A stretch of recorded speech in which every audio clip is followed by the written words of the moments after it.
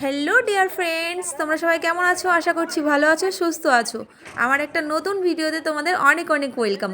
আজ আমরা চলে এসেছি জম্মু অ্যান্ড কাশ্মীরের একটা সুন্দর জায়গায় ঘুরতে, আর সেটাই তোমাদের সাথে শেয়ার করব। জম্মু থেকে 150 কিলোমিটার, আর আমরা যেখানে থাকি সেখান থেকে প্রায় 80 কিলোমিটার দূর শিবখড়ি।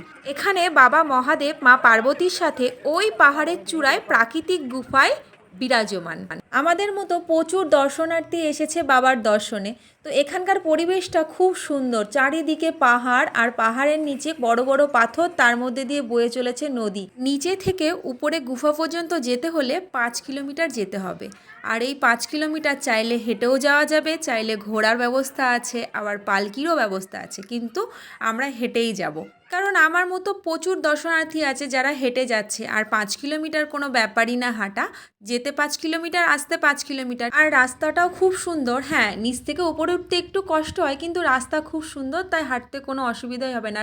আর ঘোড়া বা পালকি করে গেলে হয়তো কষ্ট হবে না, কিন্তু এই যে প্রকৃতির সৌন্দর্য, এত সুন্দর দৃশ্য, সেটা ঘোড়ায় বা পালকিতে বসে এতটা সুন্দরভাবে অনুভব করা যাবে না। এই 5 কিলোমিটার রাস্তায় প্রচুর এমন জায়গা আছে যেখানে চাইলে দর্শনার্থী বিশ্রাম নিতে পারে বসে।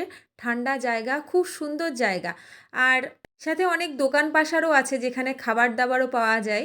এদিকে রাহির পাপার ঘাড়ের ওপর উঠে পড়েছে, কারণ ও একটু করে হাঁটছে, একটু করে ওর পাপার ঘাড়ে উঠে যাচ্ছে। যাই হোক, ও বাচ্চা তো, আমরা হাঁটতে পারলেও ওর সম্ভব নয়।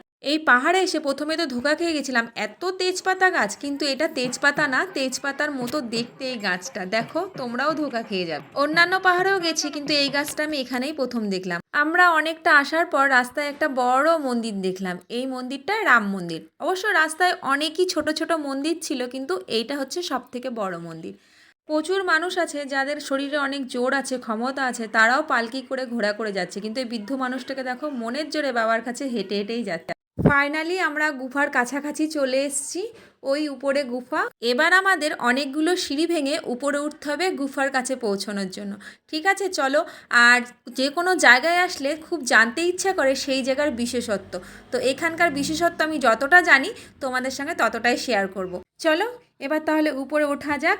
এতক্ষণ তো আমরা ঢালু রাস্তা দিয়ে হেঁটে আসলাম, এবার আমাদেরকে সিঁড়ি বেয়ে বেয়ে অনেকটা ঘুরে ঘুরে উপরে গুফা পর্যন্ত পৌঁছতে হবে।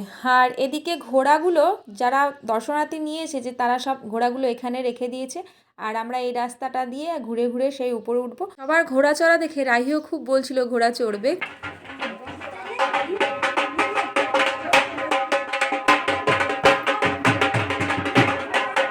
हरा हरा शंभू भोले बाबा पार करेगा। আর গুফাতে প্রবেশ করছি। এখান থেকে শুরু হয়তো গুফার রাস্তা। ওই সিঁড়ি বেয়ে উপরে উঠতে হবে। প্রথমবার আসছি তো, কিছু জানি না, চলো গিয়ে দেখা যাক। ফাইনালি আমরা গুফার একদম কাছাকাছি পৌঁছে গেছি। নিচে প্রচুর দোকান আছে যেখান থেকে পুজোর সামগ্রী কিনে নিয়ে উপরে গুফাতে যেতে হয়, তো পুজো দেওয়ার জন্য। আর ইনি দেখো পালকি চড়ে এসেছে। পালকি চড়ার কোনো মানেই হয় না, পালকিতে চড়াটাও আমার মনে হচ্ছিল খুব কষ্টের। যাই হোক, মনটা খারাপ হয়ে গেল। ওই উপরের দিকে একটু তাকিয়ে দেখো, ওখানে লেখা আছে মোবাইল ক্যামেরা সব বন্ধ, কিচ্ছু নিয়ে যাওয়া যাবে না। কোনো জায়গায় ঘুরতে গেলে আমাদের খুব জানতে ইচ্ছা করে সেই জায়গার বিশেষত্ব, তাই যতটুকু আমি জানি ততটুকুই তোমাদের সাথে শেয়ার করছি। এই যে পাহাড়টা দেখছো, এই পাহাড়ের মধ্যে সেই গুফাটা। আমরা পুজো দিয়ে আসলাম, আর গুফাটা সত্যিই খুব ভয়ঙ্কর ছিল, তবে আমার বেশ ভালো লেগেছে। ভস্মাসুর নামে এক অসুর ছিল, যিনি বাবা মহাদেবের কাছে বরদান পেয়েছিলেন। তিনি যেখানেই হাত দেবে, যাতেই হাত দেবে, সেটা ভস্ম হয়ে যাবে। আর সেই দুষ্টু ভস্মাসুর বাবার বরদান পেয়ে বাবার পিছনেই পড়ে গেছিল বাবাকে ভস্ম করবে। কিন্তু মহাদেবের নিজের দেওয়া বরদান, সেটা তো মিথ্যে হতে পারে না। তাই বাবা মহাদেব আত্মরক্ষার জন্য এই পাহাড়ে ত্রিশূল মেরে গুফা নির্মাণ করে, এবং পরে বাবা মোহিনী রূপ ধারণ করে ভস্মাসুরের সঙ্গে ছলনা করেছিলেন। দুজনে যখন নৃত্য করছিলেন, তখন ভস্মাসুর নিজের ভুলেই নিজের মাথায় নিজে হাত রেখে দিয়েছিলেন, এবং তিনি ভস্ম হয়ে গেছিলেন। এইটুকুই গল্প আমার জানা ছিল। আর এখানে গুফাতে ঢোকার পর যেটা জানতে পারলাম, এই শিবখড়ি দর্শনে যারা আসে তাদের 33 কোটি দেবতার সাথে 4 ধাম দর্শন হয়ে যায়। গুফা পর্যন্ত যাওয়া আসার যে রাস্তা, সেই রাস্তার মিডিলেই ছিল এই সুন্দর জায়গাটা। তো যাওয়ার সময় আমরা এই জায়গাটায় দাঁড়াইনি, আসার সময় একটু দাঁড়ালাম। বিকেল হয়ে গেছিলো, তো খুব সুন্দর হাওয়াও বইছিল, আর কত বড় বড় পাথর, আর মধ্যেখান দিয়ে ঠান্ডা, খুব সুন্দর শীতল জল বয়ে যাচ্ছিল। তো লোভ সামলাতে না পেরে একটু জল নিয়ে চোখে মুখে দিলাম, একটু আনন্দ করলাম, বেশ কিছু ফটো তুললাম, ভিডিও বানালাম। খুব ভালো লাগলো আমার এই শিবখড়ি জায়গাটা। তোমরা তো অনেকেই জম্মু কাশ্মীর ঘুরতে আসো, অনেকে অমরনাথ দর্শনেও আসে, কিন্তু সারা বছর তো অমরনাথ দর্শন হয় না, কারণ জুন জুলাইয়ে শুরু হয় আর শেষ হয়ে যায় আগস্টে। তাই আমি বলবো, যদি কেউ জম্মু কাশ্মীর ঘুরতে আসো, অবশ্যই এই শিবখড়িতে একবার এসো। আশা করছি তোমাদের খুব ভালো লাগবে।